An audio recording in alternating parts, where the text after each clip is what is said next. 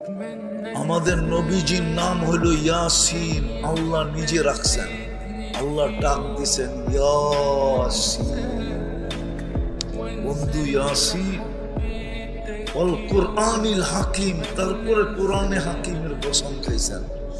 তারপরে আরবি গ্রামার হিসাবে বলতেছেন ইন্নাকা লামিনাল মুরসালিন। ইন্নাকা আরবি গ্রামার মতো কাকে বলা চলে? কাকে?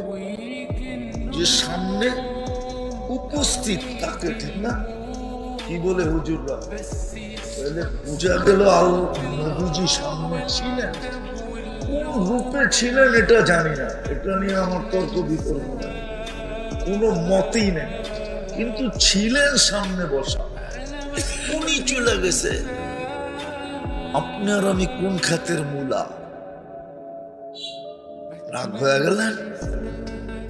কিন্তু প্রস্তুতি কতটুকু, কোথায় বাস করেন এটা তো দেখবে না। যদি দেখতো তাহলে বেলালের বাড়ি আমাকে 6 বার কাঁদাইতো না। 6 বার। আমি বেলাল রাদিয়াল্লাহু তাআলার বাড়ি 6 বার দেখছি। রাবেয়ার বাড়ি আমাকে কাঁদাইতো না, ওটাও 6 বার দেখছি।